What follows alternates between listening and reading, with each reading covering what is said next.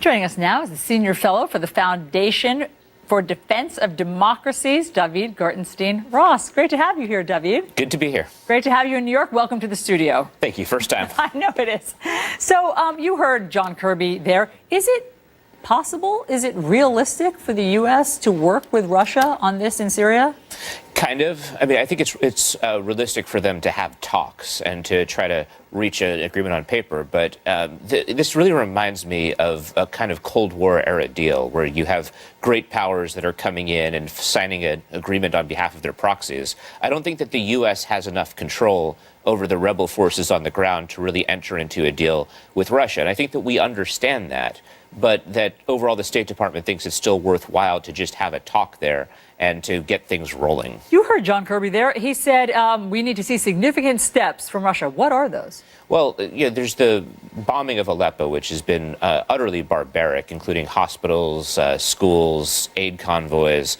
And I think that's what he's pointing to specifically. When you look at what's happening in Aleppo right now, from the Russian perspective, there's probably several things that they're doing, one of which is repeating something we saw in the early 1980s. That's the bombing of the city of Hama, when you had a Muslim Brotherhood uprising against Assad's father.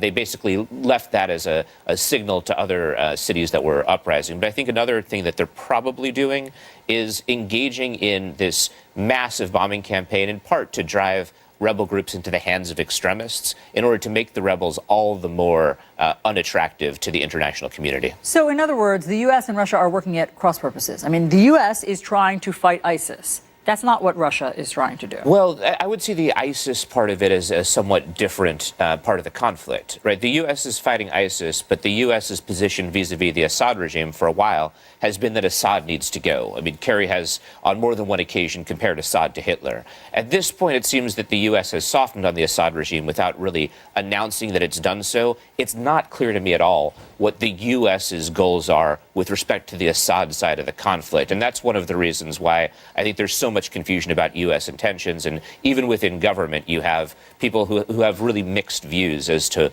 what the U.S. is trying to accomplish. Let's talk about what Russia is trying to accomplish here in the U.S. Let's move on to the U.S. election. There are all sorts of allegations that Russia is meddling and hacking into at least the DNC computers. The director of the FBI, James Comey, talked about this yesterday. Listen to this. Obviously, as you know, we are doing an awful lot of work through our counterintelligence investigators to understand just what mischief is Russia up to in connection with our election. That is work that goes on all day, every day, about which I'm limited in terms of answering questions. Daveed, what does Russia want? That's a great question. I think that that Putin is looking at this through a lens where he has a number of different goals. One of which is quite obviously he wants to weaken the Democratic Party. If you look at who the hacks have favored and where they've been hacking and what they've been released to, including WikiLeaks, DC leaks, and the like, it's been explicitly designed to hurt Clinton and to help Trump. Because he wants Donald Trump elected president. I think so. I think that's the only conclusion one can draw from the evidence when one looks at what Russian-backed hackers are doing. Because Donald Trump has complimented Putin. I mean, is it really this simple? No, I don't think it is. I think part of it is that he thinks that Trump is less experienced. I think that he believes that Trump would be less pro-Western unity. I mean, Trump has criticized NATO. He'd be a very controversial president, more so than Clinton, although both would be controversial.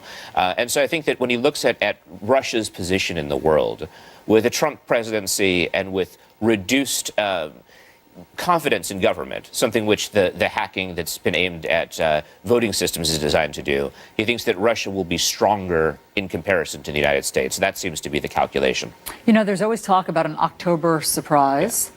And what do you think the chances are that Russia has something up its sleeve for October? Overwhelming. Absolutely overwhelming.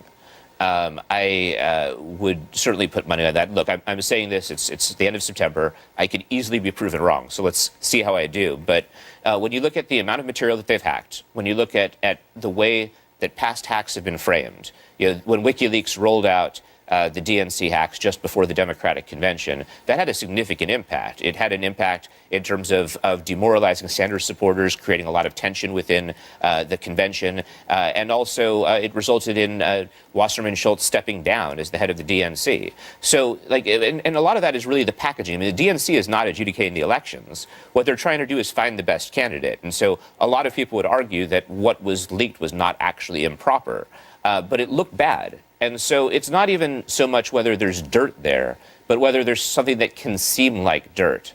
I believe that the chance is actually sky high that there'll be an October surprise, and in less than a month, we'll see if I'm right. Yes, we will. On that note, Daveed Gartenstein-Ross, thanks so much for being here. Great to talk to you as always. Likewise.